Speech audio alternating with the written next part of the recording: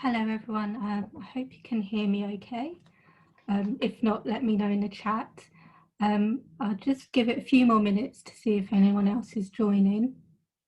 You will be muted and have your cameras off for the main part of the session, but I'll unmute everyone at the end, so if you have any questions you can ask, or you can always put them in the chat if you'd prefer. So we'll just give it 2 more minutes. 1 or 2 more minutes to see if anyone else is joining.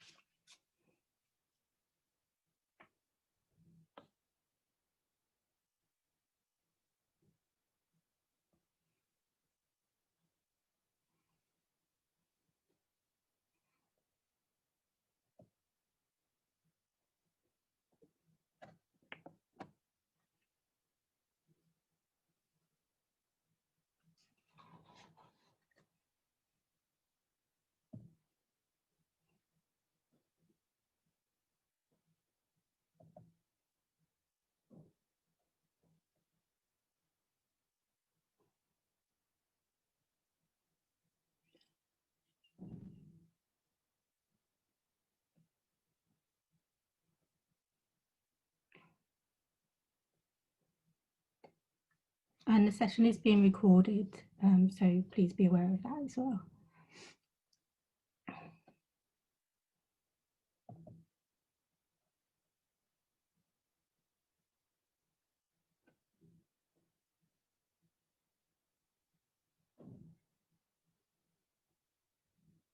Okay, I think we'll get started now. So first of all, thank you very much for joining me this afternoon, and thank you in particular to Anya for inviting me to speak to you again. I know how much work an organisation can go into putting together these kind of programmes of talks and webinars, so I'm very grateful to her, and I hope you find what I'm going to talk about interesting this afternoon. My name is Tansi and I'm an academic librarian at Senate House Library in London, which is an arts and humanities library for students and researchers at the University of London and beyond. The library has been closed physically since the end of March and has only started offering very limited services on site in the last month or so. So what I wanted to talk to you about today was my experience and the experience of our library during the COVID-19 lockdown, and how this kind of reflects the experience of the UK more widely, and how libraries responded. I hope you'll find it interesting and perhaps a small insight into how libraries in the UK have reacted and how they are adapting to what we call the new normal. And it would be really interesting to hear from you if you have any questions or any thoughts on how lockdown measures have affected you or the library you work in and how you've had to adapt.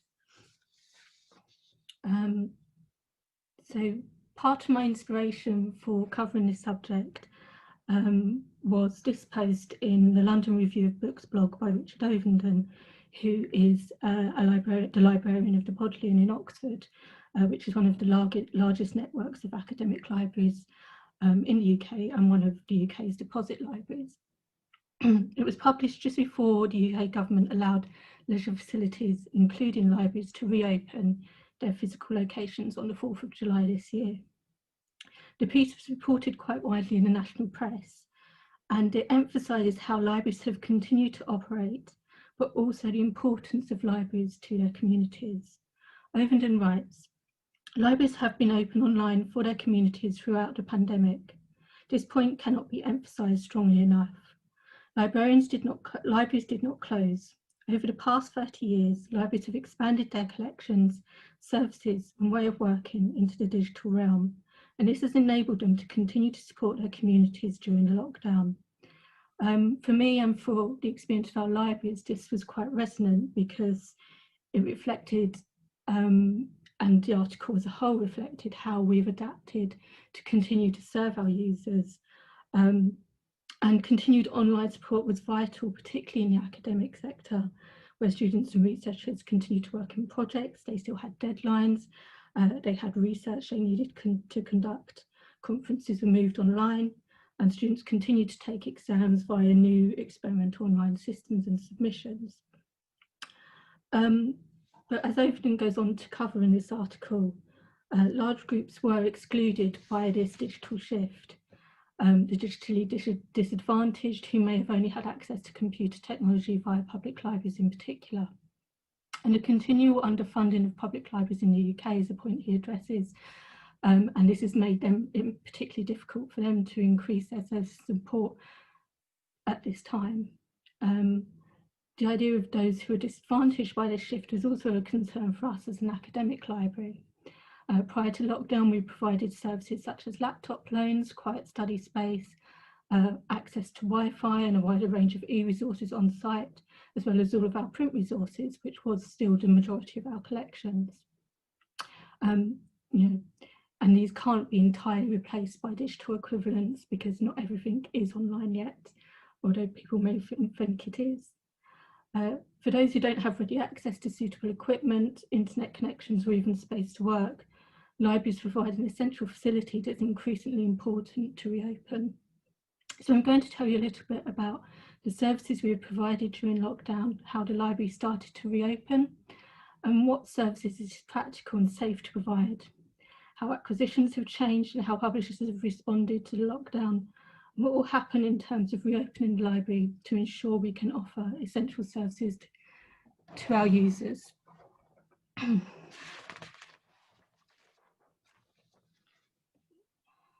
So I'm just going to check that my audio is working okay, because as much as one of you can't hear anything. It looks like it should be okay, but do let me know if you're having any problems on your end. Okay, so moving on. What have we been doing to serve our communities since the library physically closed in March? Like many of our researchers and students, we have been working from home, and I chose this stock image here to try and reflect what that's been like, at least for me, and in fact for many others. It's meant working in bedrooms, on sofas, in kitchens, on small tables in situations which aren't the most comfortable or suited to long hours of computer-based work. This has become a bit of a minor media buzz during the lockdown here in the UK. And I mention it because I think working from home has affected our productivity, but it's also affected what our users can do, and being in the same situation as them has given us a better insight into how we need to meet their needs. So this can affect things like accessing books, to problems of connectivity, to access things for us like the library management system, which has been very difficult. And this is likely to continue for some time, as I will cover that a bit more at the end of the session. There's lots we could do from home. So we had access to our ordering systems, we had access to our online catalogue, of course, very intermittent access to the back end of our catalogue, but we could do things like updating hand lists and checking catalogue records. We could also do research, which is a big part of my job, and that again is useful for helping to understand how our researchers were experiencing the lockdown as well. But from that slight diversion, the shift to online services has led us to rapidly adapt how we communicate with our users. This is mostly manifested through the launch in April of a live chat service, which we didn't use before. This gives users a means of getting an immediate response from a library member of staff. Most of the questions that have come through that service have concerned access, how to return books when the library would reopen, and how to access e-resources and e-books remotely, how to register with the library when it's not open. And these last two were very important factors during the lockdown because it was the main services we were issuing. And my colleagues in our membership service very quickly launched an online registration option for University of London staff and students, so they could register remotely to access our e-resources while the library was closed. This would give them access not only to existing resources, but also to expanded access some publishers were offering from April until the middle of the summer, and I'll cover that a bit more later. Alongside this, we spent some time promoting our e-resources and making them easier to access with new LibGuides A to Z of resources and promotion spotlights on resources through our blog and social media channels. One aim of this was to encourage users who are most accustomed to relying on our print collections to branch out and try other resources. We've been increasing communication via email with our users and trying to encourage people to get help this way and to keep in touch with us via email. And finally, we've been trialling induction services via MS Teams. This is the university's medium of choice rather than something like Zoom. And with my colleagues have been running sessions on themes such as feminist histories in the library and online resources for history research. These provided a test and model for delivering more online sessions in the autumn term, and I will go into plans for those in depth a little bit more later. I think it would have been very difficult to replicate the services we offered when the library was fully open.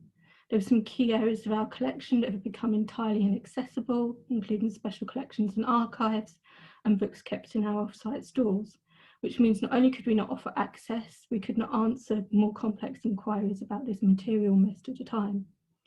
But I think the last few months have shown us how we can adapt our services at very short notice and think about how we can continue to support our communities and what their priorities were during this time.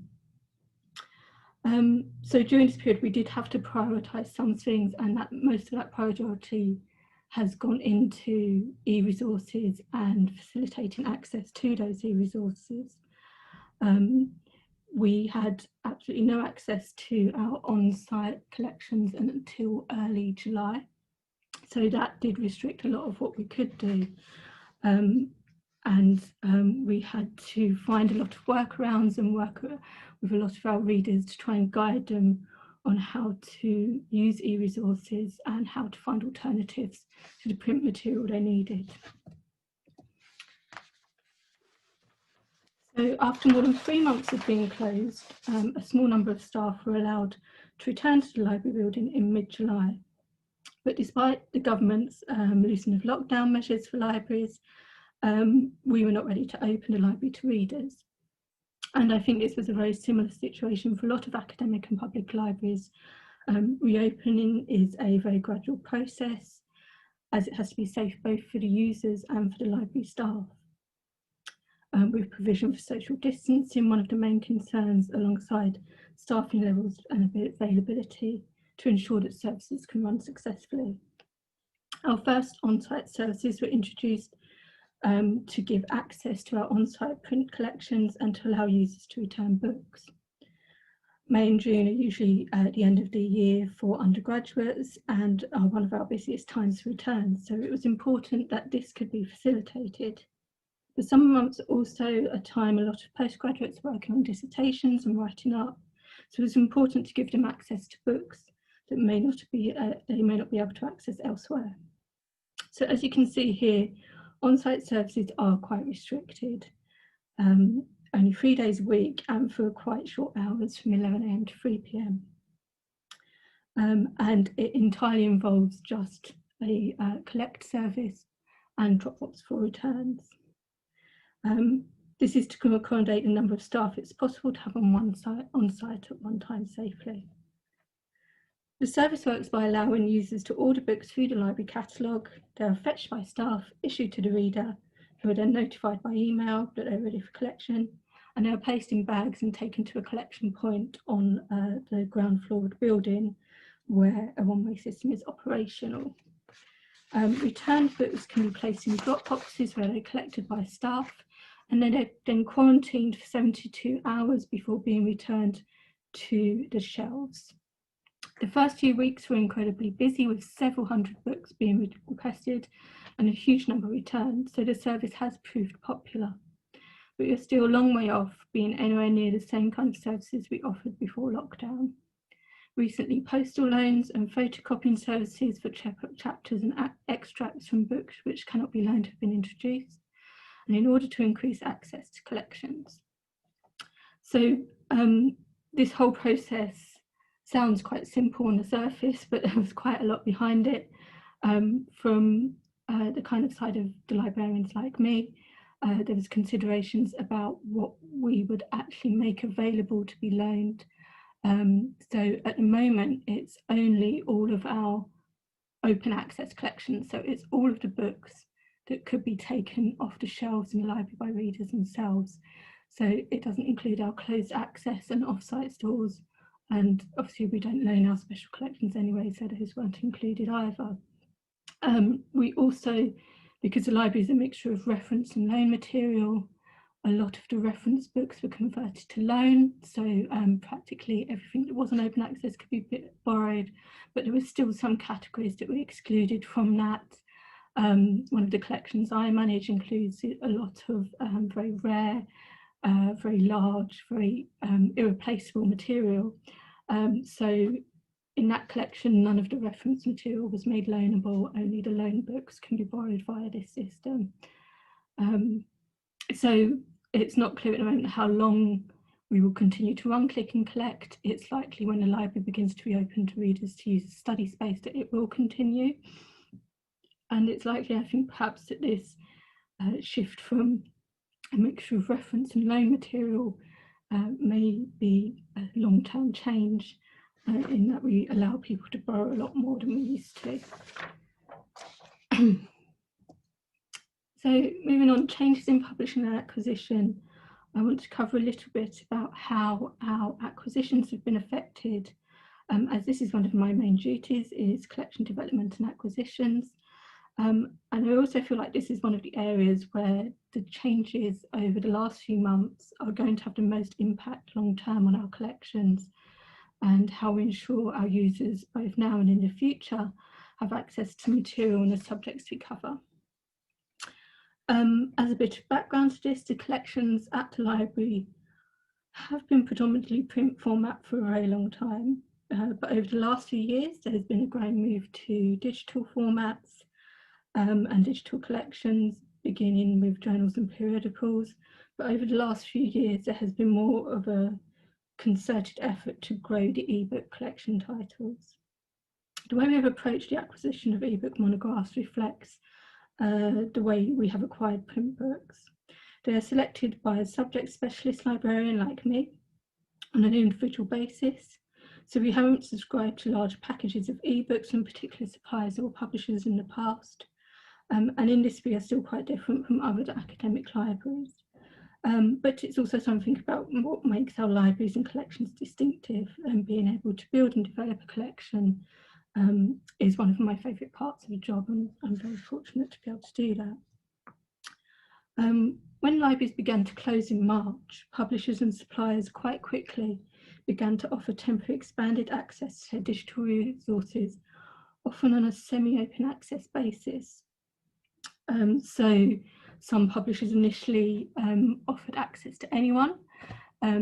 This didn't work particularly well because the demand was so high, the access was very slow, and there were lots of problems associated with material being drawn from these databases and taken elsewhere. So it then kind of shifted to allow an expanded access without additional charge to institutional subscribers like our library. It includes a lot of medical and scientific research on COVID-19, which has been made open access, as well as many collections of archives of ebooks and e-resources, which as the humanities library were incredibly important for us and beneficial for our users. It meant, for example, that there are over 100,000 extra ebooks on our main ebook platform, eBook Central, which is pictured here. These include many titles which we otherwise only had in print and couldn't give access to our users otherwise. And it became particularly important during the lockdown period because there was an immediate freeze on our spending budgets for the 2019-2020 academic year, both because of the uncertainty of the financial situation caused by the lockdown and because we couldn't actually receive physical deliveries to our building because it was closed. We had limited scope to continue adding individual ebooks to our collection through a demand-driven acquisition scheme, or a DDA, which had funds ring-fenced for it. But the situation has meant our collection development activities have been severely restricted over the last few months, and we are now trying to catch up as we've been able to begin spending again in this month. And the way we spend has seen a big change as well. We have had an emphasis, as I said, on e-first over the last few years, but that is now much more of an imperative due to the restrictions to access to on-site collections. And a growing expectation from our users that we have access to ebooks and e-journals.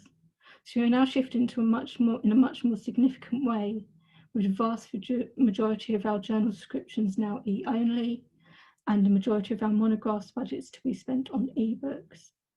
In terms of our databases and e-resource budgets, we're now looking at subscriptions to large ebook packages and to extend our print coverage, which is a new area for us and quite a significant change to the way we acquire books.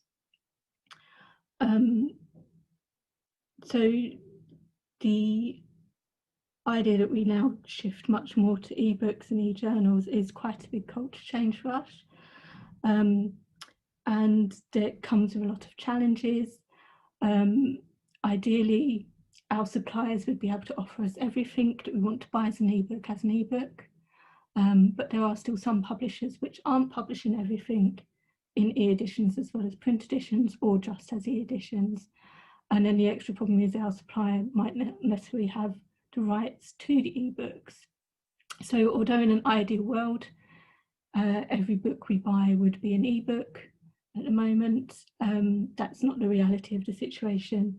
And there's still quite a lot which is important for our collection coverage that we can only buy as a print book, either, as I said, because it's never been published as an ebook, or our supplier doesn't have the rights to access the e-copy and can't provide that. We've been working, our resource librarian has been working on getting more ebook platforms. So the main one we do use is ebook Central, but we now have the kind of expanded access to other platforms such as OUP, Oxford University Press, and Bloomsbury Publishing. So we're expanding, but it's a slow process. So although we'd like to say we're shifting to digital, it's not quite as quick as you'd like it to be, I think, sometimes. So, reaching some conclusions, I want to cover what will happen next for our library. Our academic term begins at the end of September, and shortly before that, the library will begin to open on-site services. But this is likely to be in a very limited way for some time to come. Social distancing of 1.5 to 2 metres in our buildings will mean capacity will be considerably reduced for staff and library users. Reading rooms such as the one pictured here will have many of their chairs removed, reducing study spaces from around 50 to 25. It's likely we will only have 25% capacity for study space when the library reopens, and this will have to be bookable. Large parts of the library will remain closed with services reduced, and the current click and collect service, as I said, is very likely to continue for some time, as it's also likely we will restrict browsing of the shelves and the access that readers have themselves to books, taking them from the shelves themselves. One of the big challenges of reopening is the physical position of the library on the fourth floor of the building, Senate House, where it is. As it is on the fourth floor, it's only accessible by lifts, which is likely to have the number of occupants reduced to 1 or 2 at a time, which makes actually getting people into the library very difficult as well. But reopening is essential, as mentioned earlier, for those groups who rely on the library for workspace, for network and IT access in particular. It's likely many of us will continue to work from home for some time, with only staff essential to providing services being on site. The number being strictly controlled to facilitate social distancing. All of this is important to ensure both our staff and readers remain safe, and for many of us, continue to work from home is the safest option.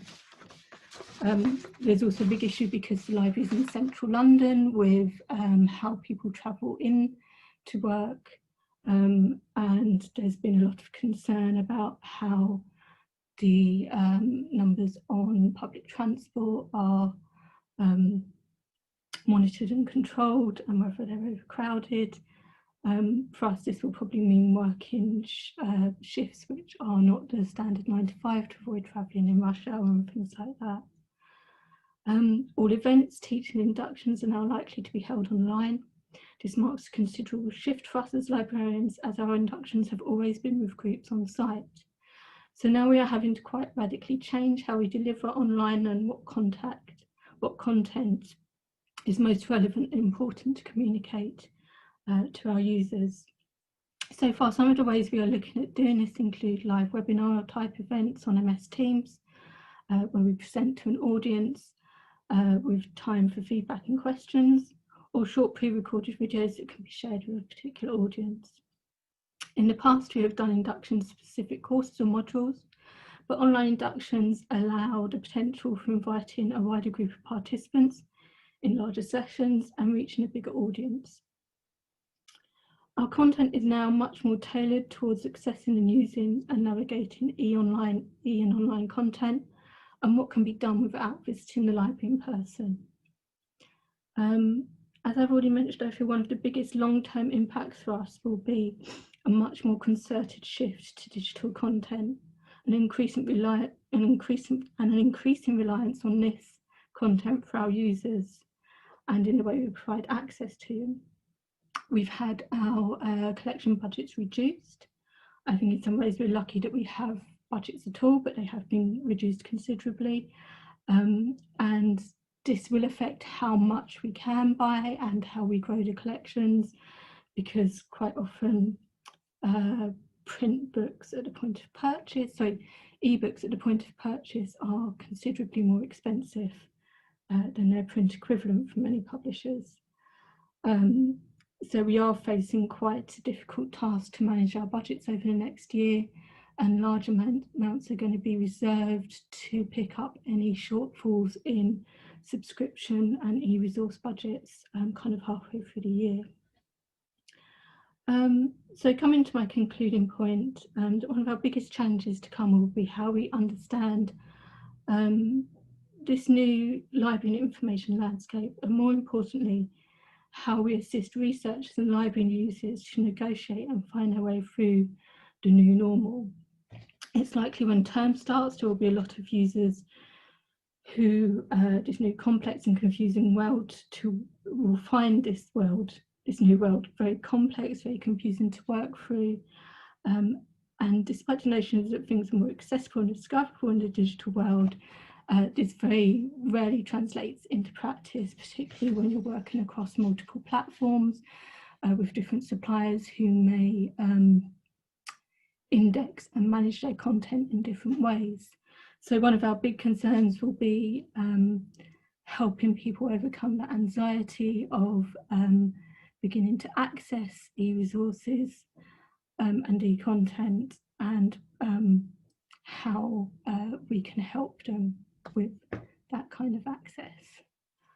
So that's pretty much everything from me. I hope you've found it interesting, and do please let me know if you have any questions.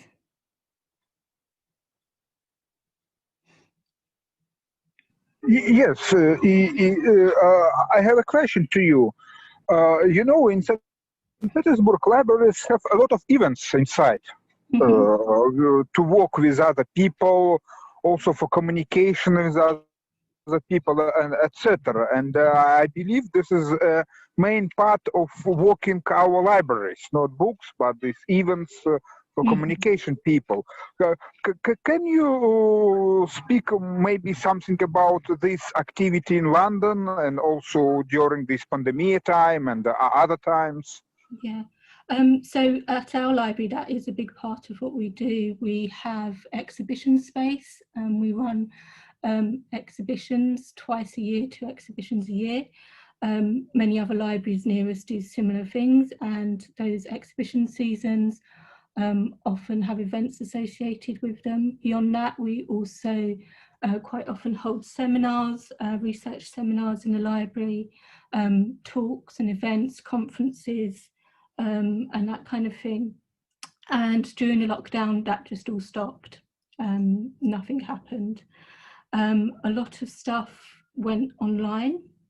In terms of our own events, we didn't host a lot online.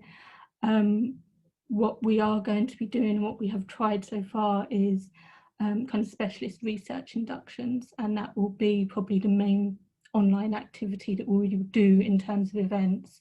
But at the moment, it's unlikely that we will hold very much in terms of teaching and events in the library in the autumn term, so up to December. At the university itself, conferencing is, I think, due to begin again in October. And I think the rule at the moment, these change very frequently, so I don't always keep up with them. The government rules on indoor gatherings, I think, are up to 30 people. So small seminars and small conferences are feasible, but because of the social distancing guidelines, they obviously, you need quite a lot of space to host them and to make sure they're safe.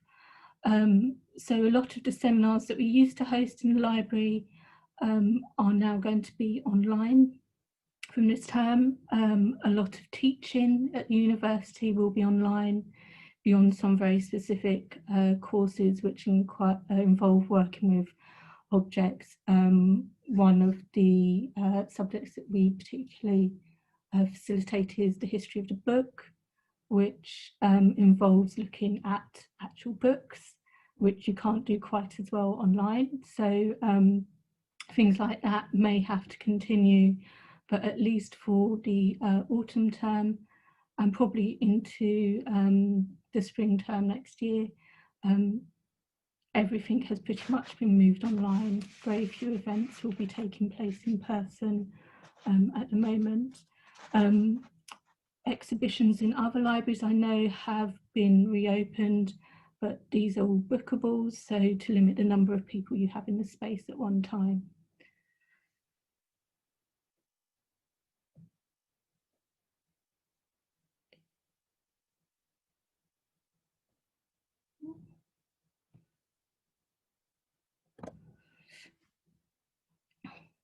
Is there any other questions or comments people would like to share?